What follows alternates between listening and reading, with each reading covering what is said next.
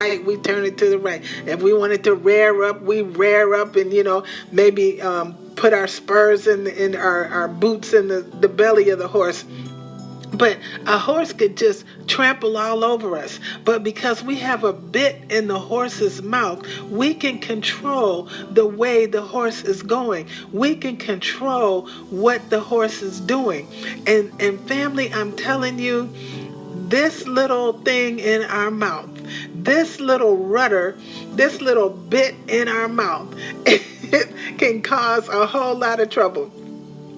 It says a small rudder on a huge ship in the hands of a skilled captain sets a course in the face of the strongest winds.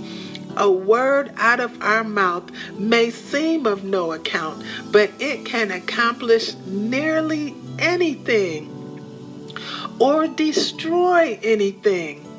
It only takes a spark. Remember to set off a forest fire. Or it only takes a spark. Remember to set off a forest fire. A careless or wrongly placed word out of our mouths can do that. It's the truth, family. It's the truth. And I mean, we can even bring something up that happened last week, last month, last year, and bring up them same old emotions, bring up them same old feelings that we experienced when the thing first happened. And so there's no reason to bring up something that happened a long time ago. I remember my mother-in-law, bless her heart, she rest in peace. But she said, if you stir up old poop, it's gonna stink. And it's the same thing with our mouths. We'll bring something up that happened a while back, and next thing you know, everybody's all up in arms. Everybody's all upset and all excited and getting mad and walking away and because we said the wrong thing. And God doesn't want us doing that. God doesn't want us to do that. Hey, that's my sister. I love you, my sister. My biological sister, Felicia. Good to see you. But God doesn't want us to bring up things that happened in the past. He wants us to let that stuff go. It's just like when we did something a while ago, last year, last week, last month, and we went to God and we prayed and we asked him to forgive us, he forgave us for that thing. He forgives us for that, throws it out into the sea, never thinks about it again, and we get to start all over again. But when we're constantly doing the same things over and over, speaking negativity over and over and over, God doesn't want that. He doesn't want us to do that. He wants us to speak about him, because when we're speaking negative things, we're actually working for the devil. Come on, somebody.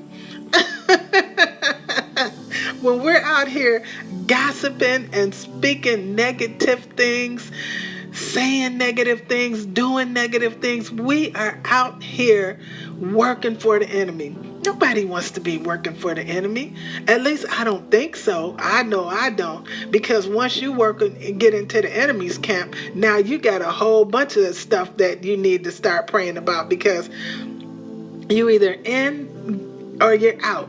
You're either working with the enemy or you're working with God. It's that simple. There ain't nothing in the middle. There's no, my husband calls Christians that are on the fence, he calls them crotch Christians. Yeah. I never heard of that before. He said that. But he said they're on the fence. They can't decide if they want to be in. They can't decide if they want to be out. So they're right in the middle. He calls them crotch Christians. And I mean, that even sounds painful to me. But, it's amazing how, if we're not speaking life, we're speaking death. If we're not speaking good, we're speaking bad. If we're not speaking heavenly things, we're speaking evil things. There's nothing in the middle. There's nothing in the middle. And so back to James 3, 5, and 7 in the Message Bible, it says, by our speech, we can ruin the world, turn harmony to chaos, throw mud on a reputation, Send the whole world up in smoke and go up in smoke with it. Go shatiki arabo, go shande. Send the whole world up in smoke and go up with it.